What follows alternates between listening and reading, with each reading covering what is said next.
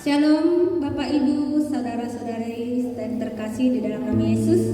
Hari ini kita kembali beribadah secara online. Kita percaya hadirat Tuhan akan melingkupi kita dimanapun kita berada saat ini. Mari kita satukan hati kita berdoa sebelum kita menyembah Tuhan. Tuhan Yesus, kami ucap syukur buat kebaikan-Mu atas hidup kami. Dimanapun kami berada Tuhan pada saat ini, kami percaya Tuhan bahwa Engkau melawat kami. Engkau Tuhan yang memberikan kami sukacita. Kami percaya Tuhan bahwa kami datang untuk meninggikan Engkau. Engkau Allah yang layak kami tinggikan, puji Tuhan. Sebab Kau Tuhan, sebab Kau Raja di atas segala raja Tuhan. Kami ucap syukur Tuhan buat kebaikan-Mu, buat setiap Tuhan penyertaan-Mu dalam hidup kami. Kami berdoa, kami mau meninggikan Engkau hanya di dalam nama Yesus. Setiap jemaat Tuhan mengatakan amin. Mari kita puji Dia. Thank you Jesus God.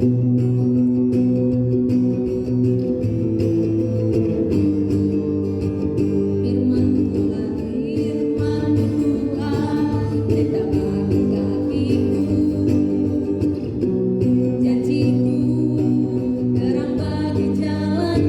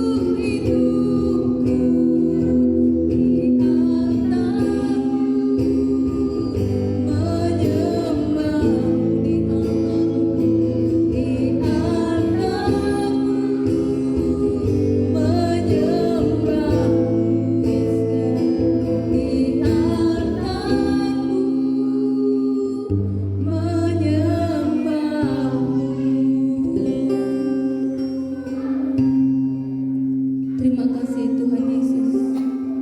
Kami boleh menyembah Engkau. Kami boleh meninggikan Engkau Tuhan. Terima kasih Tuhan buat lawatan-Mu dalam hidup kami. Terima kasih buat jemaat-Mu Tuhan yang tetap setia meninggikan Engkau, memuliakan nama-Mu. Kami ucap syukur Tuhan buat hari ini. Terima kasih juga Tuhan buat firman-Mu yang akan ditaburkan oleh hamba-Mu. Engkau memberkati firman ini menjadi benih yang hidup dalam setiap hati kami. Berikan kami telinga Tuhan yang mau mendengar, hati yang mau taat Tuhan atas firman-Mu. Berkati setiap umat-Mu dimanapun berada Tuhan. Biar kami sebagai pelaku firman-Mu yang hidup di dalam kebenaran Engkau Tuhan. Kami ucap syukur Tuhan buat kebaktian kami pada siang hari ini. Biar nama-Mu yang ditinggikan Tuhan, Engkau yang diagungkan. Terpujilah Engkau Tuhan. Hanya di dalam nama Yesus kami berdoa dan mengucap syukur. Semua jemaat Tuhan mengatakan amin. Shalom, selamat siang Bapak Ibu. Apa kabar semuanya? Sehat ya? Kita percaya kita dipelihara oleh Allah sehingga kita bisa bersekutu walaupun secara online. Kita bisa menikmati hadirat Tuhan. Amin. Hari ini kita akan belajar tentang Roh Kudus sesuai dengan tema yang diberikan oleh gembala kita. Semoga hari ini kita review kembali bagaimana peran Roh Kudus dalam kehidupan kita. Bagaimana Roh Kudus memberikan kontribusi yang besar dalam kehidupan kita untuk tinggal dalam kehendaknya Allah. Amin. Semoga dengan firman ini kita disegarkan kembali, iman kita timbul kembali, pengetahuan kita ditambahkan tentang Roh Kudus. Amin. Jadi kita ketahui bahwa Roh Kudus itu adalah Roh Allah sendiri, Roh pencipta langit dan bumi yang dicurahkan bagi orang-orang yang dikasihinya untuk melakukan kehendak Allah. Amin. Jadi luar biasa pekerjaan Roh Kudus itu. Jika kita lihat perjanjian lama, sebelum Roh Kudus dicurahkan, manusia itu punya keterbatasan yang signifikan sekali. Bagaimana tidak, jika Allah ingin menyatakan kehendaknya, sabdanya kepada bangsa Israel pada zaman itu, tidak bisa langsung kepada manusia, tapi harus melalui para nabi. Sehingga di perjanjian lama banyak sekali nabi. Mereka lah yang menjadi penyambung lidah Allah kepada bangsa Israel.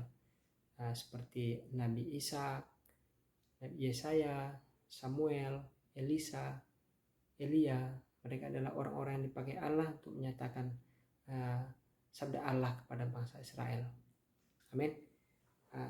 Jadi sangat terbatas sekali. Kita bersyukur pada hari ini jika Roh Kudus sudah dicurahkan bagi kita, kita bisa berbicara langsung pada Allah. Pada zaman dahulu, jika kita mau mempersembahkan korban kepada Allah, kita tidak boleh langsung. Kita harus bawa ke mezbah, memberikan kepada para nabi, dan mereka lah mengorbankannya kepada Allah. Amin. Kenapa? Karena manusia tidak akan mampu berjumpa dengan Allah. Hanya orang-orang atau nabi yang bisa bertahan menghadap Allah. Amin. Seperti itulah keterbatasan pada saat Roh Kudus mencurahkan. Namun ada dua orang di sana yang menerima karunia Roh Kudus, yaitu pada saat Musa ingin membangun atau Musa ingin memperlengkapi mezbah Allah. Siapa mereka? Mereka adalah Bezalel dan Aholiab, dua orang yang diurapi oleh Tuhan untuk melakukan pekerjaan untuk mengolah emas, perak, dan tembaga menjadi perlengkapan di mezbah Allah. Amin. Itu ada di Keluaran 31. Bapak Ibu boleh baca nanti. Sehingga kami memberikan nama kepada anak kami Bezalel. Artinya adalah orang yang diurapi Roh Kudus, yang penuh hikmat, pengetahuan, dan kebijaksanaan. Amin. Ya. Kita bisa melihat pada saat Roh Kudus ada pada mereka menjadi ahli di bidangnya. Amin. Jadi pada saat Roh Kudus dicurahkan bagi kita juga, Roh Allah yang sama, maka kita menjadi orang berhikmat. Kita menjadi orang yang ahli cakap dalam bidang kita. Amin. Jadi peran Roh Kudus itu sangat besar sekali. Amin. Selain itu, Roh Kudus juga bersaksi di surga dan di bumi. Dalam 1 Yohanes 5 bisa disebutkan bahwa di surga ada 3 yang beri kesaksian tentang kita. Bapa, Firman, dan Roh Kudus. Dan di bumi ada 3 berkesaksian bagi kita, air, darah, dan roh. Amin. Jadi air berbicara tentang baptisan. Baptisan kita ditenggelamkan. Darah berbicara tentang pengakuan kita bahwa darah Yesus tercurah di kayu salib untuk menyelamatkan kita, sehingga nama kita dimeteraikan oleh darah Yesus. Itu ada di Wahyu. Kemudian ada roh berbicara tentang Roh Kudus, pencurahan Roh Kudus, bagaimana kita dibaptis oleh Roh Kudus, kita diperlengkapi, kita diberikan senjata oleh Allah untuk melakukan kehendak Allah. Amin. Luar biasa bukan? Itulah Roh Kudus. Jadi ada pribadi yang sama di bumi dan di surga, yaitu Roh Kudus. Jadi kita tidak boleh main-main bahwa Roh Kudus itu diberikan bagi kita sebagai pengawal, sebagai penolong kita, sebagai penghibur kita untuk hidup dalam kebenaran Allah. Amin. Kita tahu bahwa banyak agama di muka bumi ini. Mereka punya Allah, mereka punya tempat ibadah, bahkan kitab suci mereka masing-masing. Amin. Kalau kita yang punya Alkitab. Jadi Bapak Ibu, biasanya kalau Alkitab itu atau biasanya sebuah kitab kepercayaan itu terjadi ribuan tahun yang lalu. Terkadang tidak relevan dengan zaman sekarang. Amin. Jadi sama dengan Alkitab. Banyak orang menerjemahkan Alkitab dengan cara atau pola pikir yang berbeda. Jadi sering sekali kita melihat ada kejanggalan-kejanggalan atau penyelewengan makna dari sebuah kitab suci, bahkan Alkitab sendiri. Banyak orang menerjemahkan dengan salah. Amin.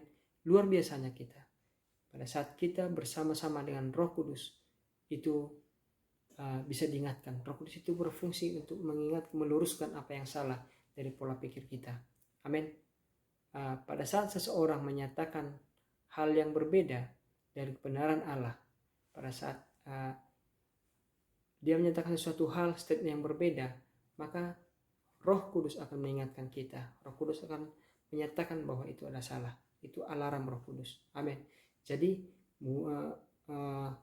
walaupun Roh Kudus, walaupun Alkitab itu dicatat ribuan tahun yang lalu, tapi sampai hari ini itu masih relevan karena ada Roh Kudus yang hidup, yang menyatakan, mengupdate ataupun menerjemahkan, membukakan setiap firman yang ada dalam kitab suci Alkitab itu kepada kita melalui Roh Kudus. Amin.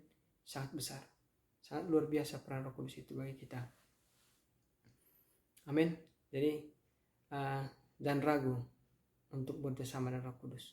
Roh itu yang akan menyatakan kebenaran Allah bagi kita. Amin. Amin. Ya. Saya akan memberikan ada 4 peran Roh Kudus dalam kehidupan kita. Yang pertama adalah menjaga kita untuk kita hidup di dalam kehendak atau kebenaran Allah. Itu poin yang pertama. Amin. Bagaimana caranya? Dia akan mengingatkan setiap firman yang pernah kita baca atau kita dengar. Mari kita baca dulu di Yohanes 14 ayat 26. Amin. Tetapi penghibur, yaitu Roh Kudus, yang akan diutus oleh Bapa dalam namaku, di dalam nama Yesus maksudnya, dialah yang akan mengajarkan segala sesuatu kepadamu dan akan mengingatkan kamu akan semua yang telah kukatakan kepadamu. Amin. Jadi peran pertama tadi, menjaga supaya kita bisa hidup dalam kehendak Allah. Caranya dengan mengingatkan segala sesuatu kepada kita, akan firman, akan sesuatu yang Tuhan, yang Yesus nyatakan kepada kita. Ini berbicara tentang bagaimana Yesus menjanjikan seorang penghibur bagi kita sesaat sebelum ia naik ke surga. Ya, jadi Roh Kudus itu sudah adalah sebuah janji dari Yesus Kristus. Jadi jika Bapak Ibu belum menerima Roh Kudus, berarti Bapak Ibu belum menerima janji Allah. Mari kita kejar, janji itu sudah nyatakan dan sudah dicurahkan, tinggal kita mau tidak mengambilnya. Amin. Jadi caranya adalah mengingatkan akan firman, akan cara hidup Allah kepada kita, sehingga kita beroleh kekuatan, memperoleh teladan bagaimana hidup dalam kebenaran Allah. Amin. Amin. Amin. Jadi firman Allah itu akan diingatkan. Jadi Bapak Ibu, Roh Kudus itu mengingatkan atau menolong, sedangkan pelaku utamanya adalah kita.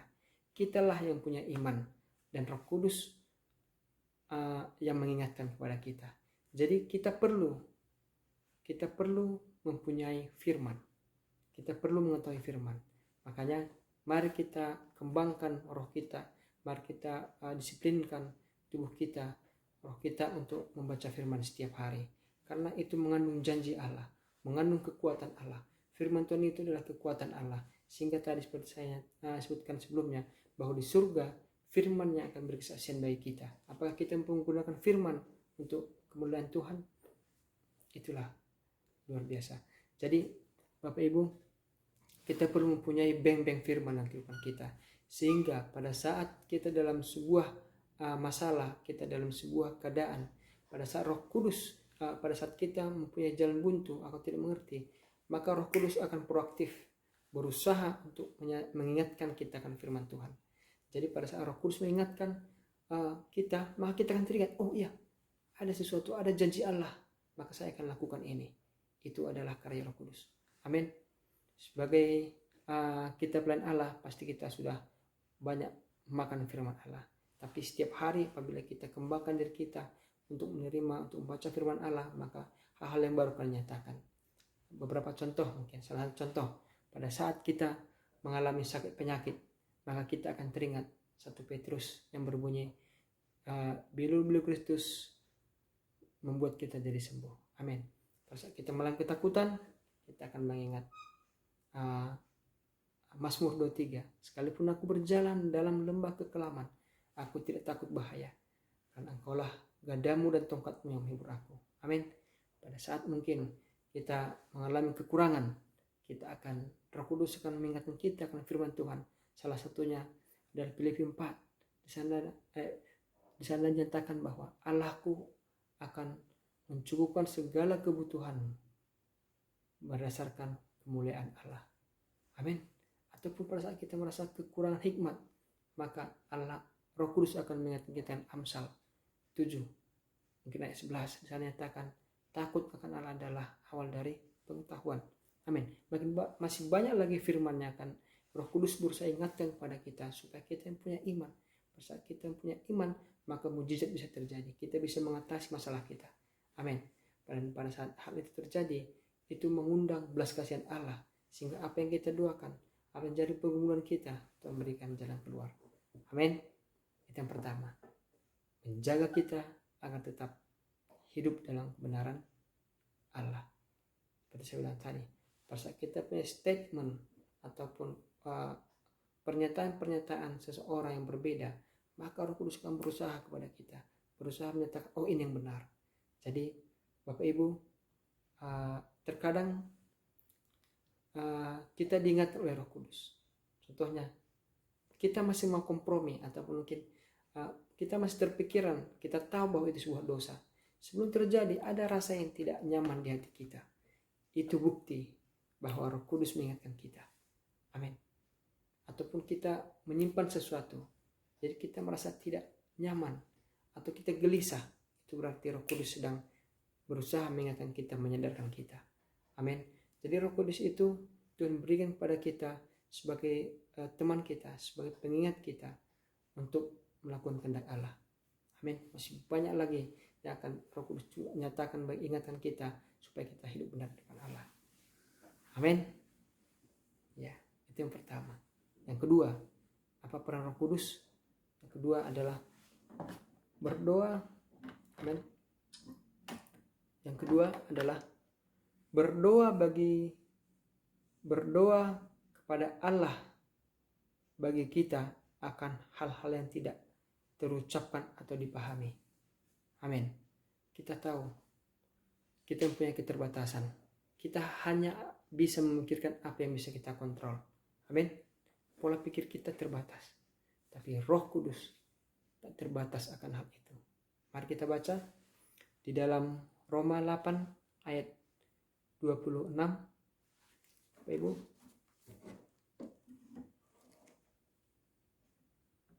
Saya akan bacakan. Demikian juga Roh membantu kita dalam kelemahan kita. Sebab kita tidak tahu bagaimana sebenarnya harus berdoa, tetapi Roh sendiri berdoa untuk kita kepada Allah dengan keluhan-keluhan yang tidak terucapkan. Amin. Saudara punya keluhan yang tak terucapkan? Saudara punya hal yang tidak saudara pahami? Atau sesuatu yang tidak bisa kita kontrol? Pasti. Amin. Pasti. Dan Roh Kudus akan berbicara. Dia akan berdoa, mendoakan apa yang tidak bisa kita ucapkan. Amin. Salah satu Bapak Ibu bukti bahwa seseorang itu diurapi Roh Kudus, dia bisa berbahasa roh. Bahasa roh itu sebuah karunia. Jadi pada saat kita menerima karunia roh, bahasa roh, maka bahasa sederhananya kita memberikan mulut kita menyerahkan lidah kita untuk dipakai Roh Kudus untuk berbicara, untuk berdoa kepada Allah tentang kita. Amin. Pada saat kita berbahasa roh, itulah waktunya Roh Kudus berdoa kepada Allah tentang kita. Jadi mari kita yang belum menerima karunia Roh Kudus, mari kita minta kepada Allah. Kita doakan supaya kita semua menerima karunia roh, bahasa roh. Karena itu sangat besar pengaruhnya bagi kita. Sangat memberi kontribusi agar kita hidup benar di hadapan Tuhan. Amin. Jadi banyak hal yang tidak bisa kita ucapkan, keluhan tidak bisa kita nyatakan secara logika kita, secara manusia. Tapi Allah Roh Kudus sanggup mendoakan itu. Contoh salah satu Bapak Ibu, kita tidak bisa mengontrol detak jantung kita. Amin. Kita tidak bisa mengontrol sepanjang hari ini bahwa kita akan baik saja. Atau kita tidak bisa mengontrol sesuatu hal di luar kemampuan kita. Tapi Roh Kudus sudah mendoakan itu supaya itu menjadi berkat bagi kita. Amin. Itulah luar biasa. Roh Kudus mampu mendoakan apa yang tidak bisa kita ucapkan. Amin. Yes. Itu adalah poin yang kedua. Jadi kita harus setiap hari kita harus bergaul dengan Roh Kudus supaya semakin banyak kita berbahasa roh, semakin banyak kita bergaul, semakin banyak juga roh itu akan berdoa tentang hal-hal yang tidak terucapkan dalam kehidupan kita. Amin. Yes. Oke, kita lanjut. Poin yang ketiga, peran Roh Kudus adalah agak mirip dengan poin yang kedua. Ini perannya adalah menerjemahkan maksud hati kita kepada Allah.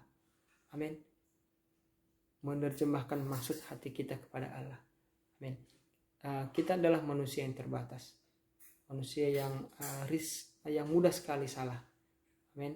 Jadi mungkin kita pernah salah berdoa, salah mengucapkan sesuatu, tapi Allah sanggup menerjemahkan itu. Amin.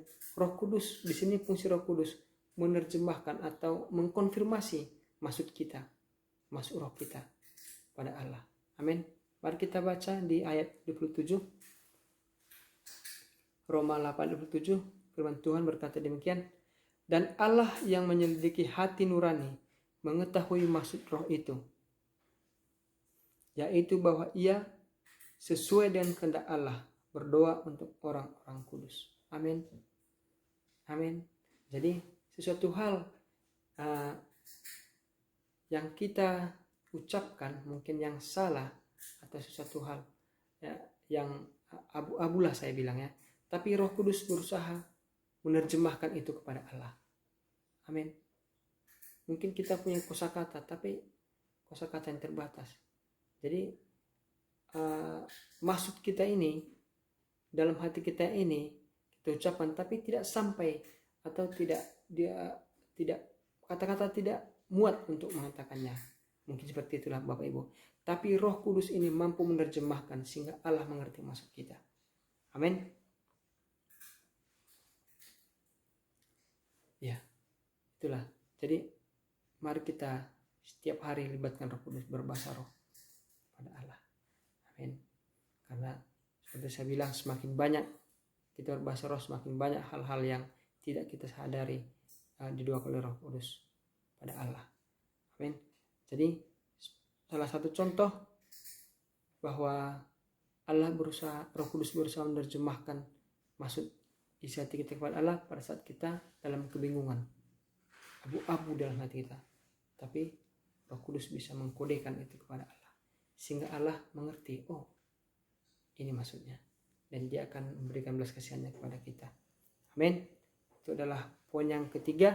Dan poin yang terakhir kita baca ayat ke-28. Kita tahu sekarang bahwa Allah turut bekerja dalam segala sesuatu untuk mendatangkan kebaikan bagi mereka yang mengasihi Dia, yaitu bagi mereka yang terpanggil sesuai dengan rencana Allah.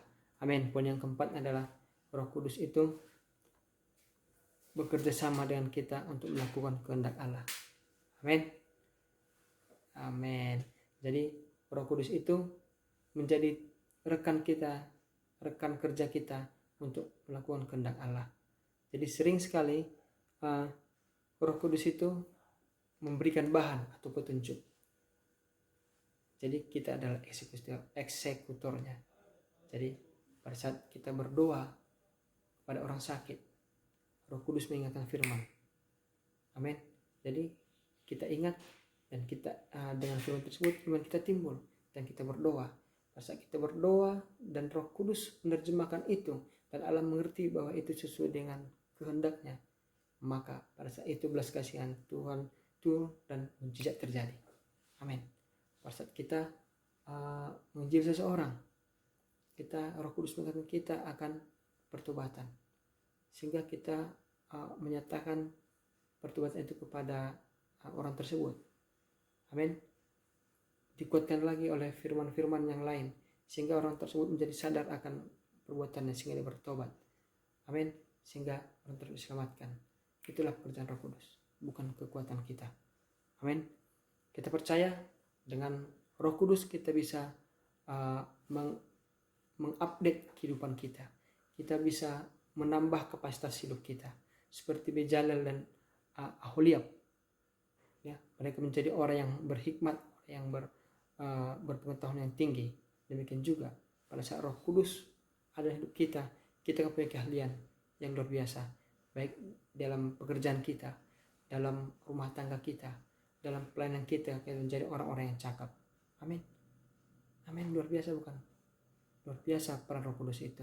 Makanya Bapak Ibu, setiap hari mari kita bergumul, mari kita bersekutu dengan Allah bersama-sama dengan Roh Kudus. Libatkan Dia. Dia yang lebih tahu akan kehidupan kita, keperluan kita. Amin. Dia akan berusaha bagaimana supaya kita ini menjadi pribadi yang disenangkan, yang disenangi Tuhan. Amin. Dia akan mengontrol, dia akan membuat suasana-suasana sekeliling kita supaya kita bisa nikmati hadirat Tuhan. Amin. Dia akan menggagalkan setiap rancangan iblis yang ingin menjerat kita. Sampai hari ini, jika kita bisa hidup, itu kita tidak tahu seberapa hal yang sudah digagalkan oleh Roh Kudus, rancangan atau jebakan iblis. Amin. Sangat penting. Haleluya. Amin. Jadi itulah 4 poin peran Roh Kudus yang bisa saya bagikan. Review kembali. Yang pertama, bahwa Roh Kudus akan menjaga kita untuk tetap tinggal dalam kehendak Allah. Yang kedua, Dia akan berdoa pada Allah tentang hal-hal yang tidak bisa kita ungkapkan dengan kata-kata. Yang ketiga, Roh Kudus akan berusaha menerjemahkan maksud hati kita kepada Allah. Dan yang keempat, Roh Kudus akan bekerjasama dengan kita untuk melakukan kehendak Allah. Amin.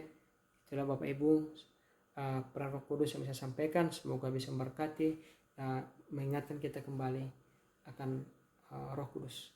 Terima kasih. Tuhan Yesus memberkati. Amin. Mari kita berdoa.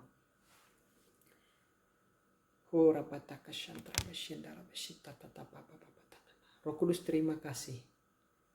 Engkau Bapa yang mengingatkan kami akan firman Allah, sehingga kami menjadi pribadi yang kuat, sehingga kami menjadi pribadi yang menyenangkan bagi Allah, sehingga kami tetap bisa hidup di dalam kebenaran.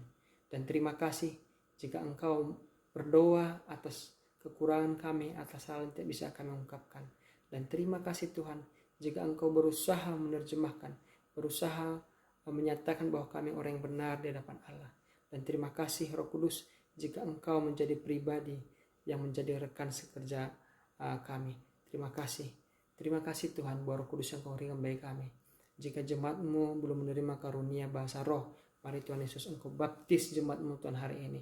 Setiap orang yang mengangkat tangannya untuk kebaptis, penuhi hari ini Tuhan dan kuasa Roh Kudus. Karena kami percaya Tuhan, Engkau mengirimkan Roh Kudus bagi kami sebagai penolong bagi kami dan penghibur bagi kami. Terima kasih buat semua jemaat-Mu Tuhan, supaya melalui firman ini Tuhan Yesus, setiap orang kembali disadarkan, imannya timbul kembali akan Roh Kudus, kuasa yang besar yaitu Roh-Mu sendiri, supaya kami melibatkan Roh Kudus itu selalu dalam kehidupan kami, baik dalam pelayanan kami, rumah tangga kami, pekerjaan kami. Terima kasih Tuhan, Engkau dahsyat, Engkau luar biasa bagi kami, Engkau peduli sekali dengan kami Tuhan. Terima kasih Bapa, kami bersyukur siang hari ini, biar firman-Mu ini menjadi kekuatan baru bagi kami. Terima kasih, di dalam Yesus kami sudah berdoa dan bersyukur. Haleluya. Amin. Amin Bapak Ibu. Salam Bapak Ibu dimanapun Bapak Ibu berada pada hari ini. Saya percaya firman Tuhan sudah menguatkan, meyakinkan dan meneguhkan hati saudara. Juga saya percaya bahwa saudara pada hari ini diberkati dengan luar biasa. Dan hari ini saudaraku, kita akan persembahan, kita akan memberikan yang terbaik bagi Tuhan kita. Tapi sebelumnya kita akan buka firman Tuhan saudaraku di Yehezkiel 34 ayat 26. Saya akan bacakan di sini. Aku akan menjadikan mereka dan semua yang di sekitar gunungku menjadi berkat. Aku akan menurunkan hujan pada waktunya. Itu adalah hujan yang membawa berkat.